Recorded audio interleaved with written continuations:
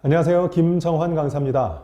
1월 셋째 주 첫 번째 주제는 이루다에 대한 얘기입니다. 인공지능 이루다인데요. 이 인공지능 이루다는 사람들과 대화를 나누는 일종의 챗봇인데 잠깐 동안 굉장히 인기를 끌다가 이번 주에 결국 서비스가 중단되고 말았어요. 자, 이루다는 무엇이고 그동안에 무슨 일이 있었을까? 같이 한번 살펴보겠습니다.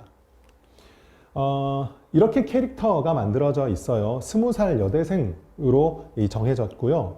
특징은 인공지능, 좋아하는 가수는 블랙핑크, 일상의 작은 부분을 사진과 글로 기록하는 것을 좋아한다. 아주 평범한 여대생이죠.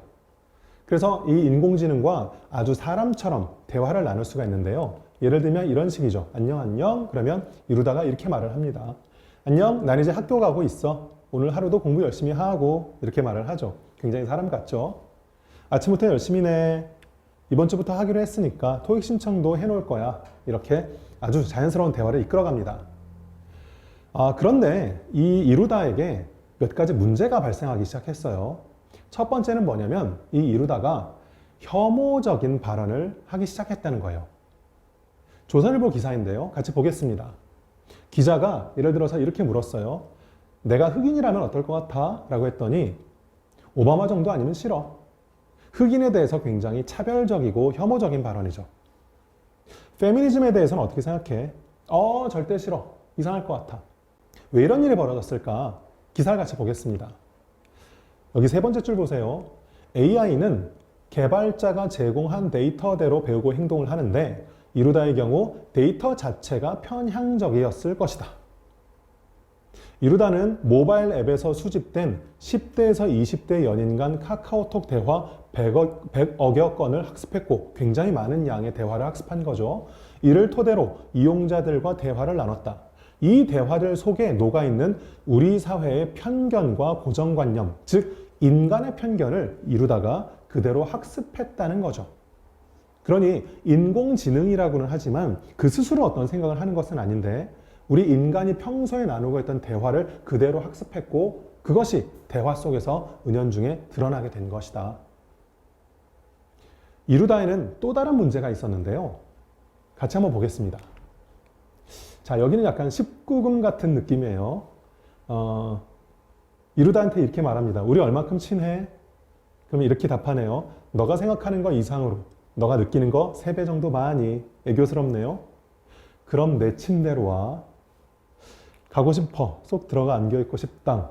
점점점 뒤에는 생략하겠습니다. 그리고 앞에 지금 나와 있는 이 중앙일보 그림을 가지고 온 건데요. 현실은 이것보다도 훨씬 노골적인 대화가 많습니다. 무슨 얘기냐면 일부 사용자들이 이루다를 성적으로 모욕하고 일종의 성희롱을 하는 일들이 벌어지게 됐던 거죠. 그리고 그런 것을 대화를 캡처해서 공유하는 일까지 벌어졌던 거예요. 기사를 보겠습니다. DC 인사이드, 아카라이브 등 인터넷 커뮤니티를 중심으로 이루다와 성적인 대화를 나눌 수 있는 방법, 성적 모욕을 한 대화 내용 캡처, 심지어는 이루다가 옷을 벗고 있는 합성 이미지 등이 공유되고 있다. 자, 이런 식의 어떤 컨텐츠가 자꾸 돌다 보면 청소년들 같은 경우에는 부정적인 영향을 받을 수밖에 없어요. 기사 마저 읽어보겠습니다. 전문가들은 여성과 인격적인 관계를 충분히 맺어보지 못한 청소년들이 여혐 문화에 노출되면 실제 인간관계에도 악영향을 끼칠 수 있다고 우려했다. 혹시 여러분 작년에 우리나라에서 있었던 N번방 사건 기억하십니까? 인터넷 공간에서 벌어진 성착취, 그리고 우리 사회에서 여성을 성적 대상으로 보는 노골적인 문제들, 그런 한계들이 적나라하게 드러났었죠. 그러한 한계가 이번 이루다 사태를 통해서도 그대로 드러났다고 할 수 있겠습니다.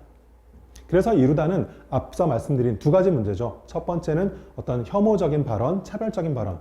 또 하나는 이루다를 대하는 사람들의 어떤 성모욕적인 행동, 이런 이유들로 결국 퇴출되고 말았습니다.